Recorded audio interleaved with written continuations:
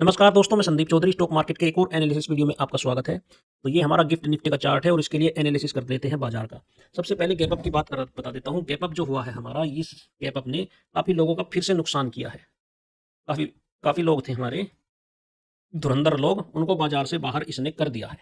वो बताऊंगा कैसे आगे निफ्टी के चार्ट में, मैं वो आपको बताने वाला हूँ। तो चलिए चलते हैं चार्ट पर। ये हमारा गिफ्ट निफ्टी का चार्ट है और ये हमारा रजिस्टेंस है। ये गिफ्ट निफ्टी पर अभी नहीं टूटने वाला है। ये रेजिस्टेंस है 24,134 से 24,476 का। ये रेजिस्टेंस ऐसा वैसा रेजिस्टेंस नहीं है, इसको निफ्टी नहीं तोड़ सकता। यहाँ से तो निफ्टी को नीचे जाना है। तो अब खरीदारी कहाँ से हो सकती है? ये हमारा चार्ट है गिफ्ट निफ्टी का। तो गिफ्ट निफ्टी में खरीदारी का जो लेवल है हमारा, वो 22,987 के आसपास अभी हमारा खरीदारी का लेवल बन सकता है। 22,987 से 22,900 का यहाँ आएगा तो हमें खरीदारी का कुछ देखने को मिलेगा गिफ्ट निफ्टी में। ठीक है साहब। तो अब चलते हैं बैंक निफ्टी पर।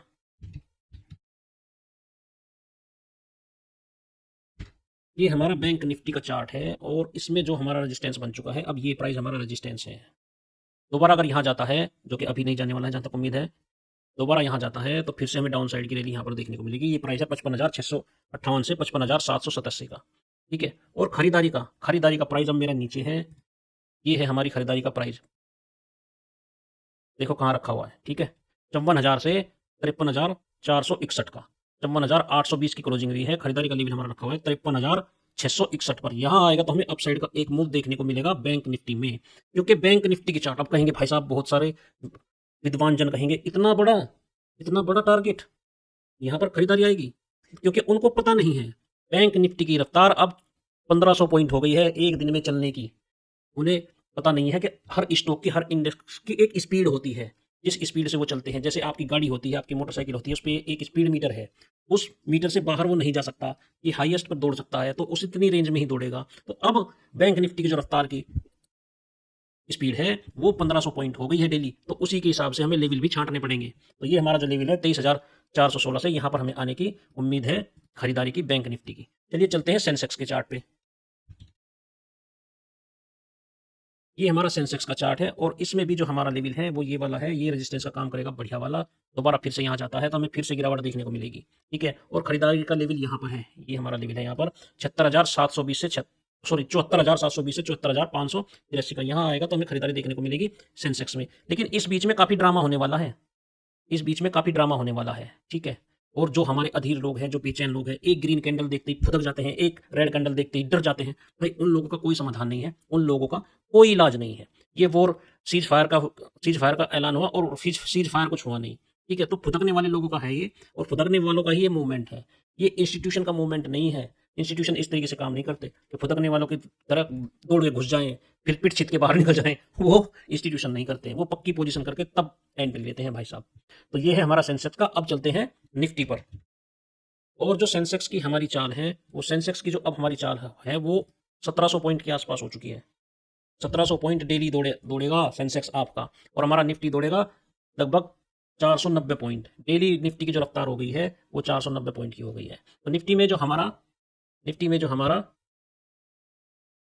में हमारा जो रेजिस्टेंस है वो अब ये बन निकल के आ चुका है, ये वाला 23,983 से 24,030 का। यहाँ जाएगा तो फिर से एक बार आपको निफ्टी गिरता हुआ दिखाई देगा। और खरीदारी का लेवल है हमारा 23,157 से 23,084 का। यहाँ आएगा तो फिर से हमें निफ्टी में कुछ बढ़िया खरीदारी देखने को मिलेगी। अब कुछ विद्वान जन बोलेंगे भाई यहाँ से यहाँ तक का, यहाँ कोई लेवल ही नहीं है, यहाँ क्या होगा, यहाँ आपने कुछ लेवल नहीं दिया। भाई साहब गुरुजनों, उनके लिए बता देता हूँ। ये चार्ट चल रहा है ना, यहाँ पे चार्ट चल रहा है, ये चार्ट चलेगा, ये चार्ट बनेगा, ये हमें लेवल देगा।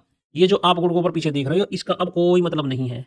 इनके कोई लेवल हमारे पास नहीं है। क्योंकि जो हमारे धुरंधर लोग हैं ना, वो आएंगे, एक लाइन खींचेंगे और कह देंगे भाई साहब ये सपोर्ट हो गया जी, भाई साहब ये सपोर्ट था, ये तो टूट गया, ये भी सपोर्ट टूट गया। उन्हें नहीं पता बाजार कैसे काम करता है। ठीक है। उनके लिए हर लाइन, हर जगह, हर प्राइस रखा हुआ उनके लिए एक सपोर्ट है। लेकिन भाई साहब हमारे लिए अब ये कुछ नहीं है। ये हमारे लिए जब ये गैप अप हो गया है, अब नया प्राइस बनेगा, नए फुटप्रिंट बनेंगे, तो उनके जब ये बाजार चलेगा उन फुटप्रिंट पर हम काम करेंगे। जैसे अभी ये हमारा एक बन चुका है, हमें पता चल चुका है ये रेजिस्टेंस का काम करेगा। यहाँ अगर ये ना बनता, कुछ और बनता, तो मैं कह सकता था कि भाई अब इसको तोड़ के फिर से ऊपर चलेगा। फिलहाल ये रेजिस्टेंस का यहाँ काम करेगा, यहाँ जाएगा तो फिर से नीचे गिरेगा। तो अब जब बाजार यहाँ चलेगा, हमारे लेवल निकलते चले जाएंगे। आप किस तरीके से काम करते हैं मुझे पता है। जो आपने सीखा है ट्रेड लाइन लगा के, फला लगा के, ढिमकाना लगा के, दुनिया भर के इंडिकेटर लगा के, उस तरीके से काम नहीं करते हैं प्रोफेशनल। वो आपकी तरह नहीं है, उनका सेट प्राइस है भाई, खरीदना है तो यहीं खरीदना है, बेचना है तो यहीं खरीदना है, बाजार कहीं ये पगले बाजार को खींच करके कहीं ले जाए। पब्लिक मतलब पब्लिक जो न्यूज की हवा में बहती है, किसी के कहने पर चलती है, जिनको लूटना सबसे आसान है, ये पब्लिक। अब बाजार गैप अप हो गया यहाँ से यहाँ तक, बाजार यहाँ से क्लोज हुआ और यहाँ गैप अप हो गया भाई साहब, ठीक है। तो क्या इस प्राइस को इंस्टीट्यूशन यूं ही छोड़ देगा? यूं ही छोड़ देगा इस प्राइस को? कितने पॉइंट है, कितने पॉइंट है भाई साहब ये, अगर मैं लगा के देखूं,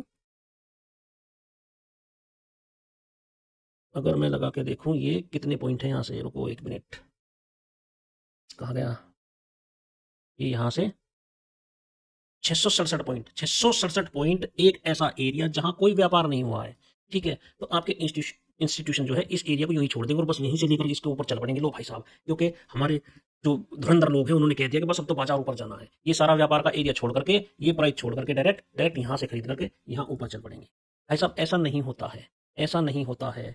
यूएस के जो पक्के चार्ट है, जो जो लगभग जो 18-18 घंटे चलते हैं, 20-20 घंटे, उन्हें जा करके देख लो, रेयरली गैप मिलता है, रेयरली गैप। ये पगलों का बाजार है, छोटा बाजार है हमारा इंडिया का, ये पगलों का बाजार है, इन्हें जब चाहे तब लूट लो, बिग मनी जब चाहे तब लूट ले इनको।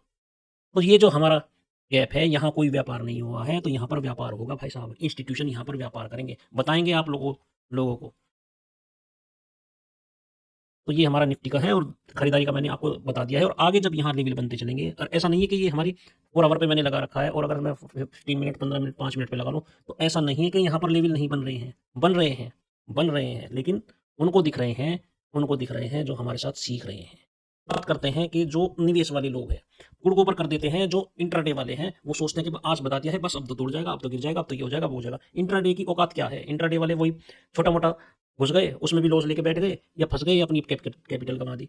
अब बड़ा बड़ा सिनेरियो ये है जो मैं आपसे कहता रहा हूँ, ट्रेंड डाउन है, अभी भी ट्रेंड पॉजिटिव नहीं हुआ है। और अगर ट्रेंड डाउन है तो हम शॉर्ट की ही पोजीशन देखेंगे, लॉन्ग की अभी नहीं देखेंगे, ट्रेंड डाउन है।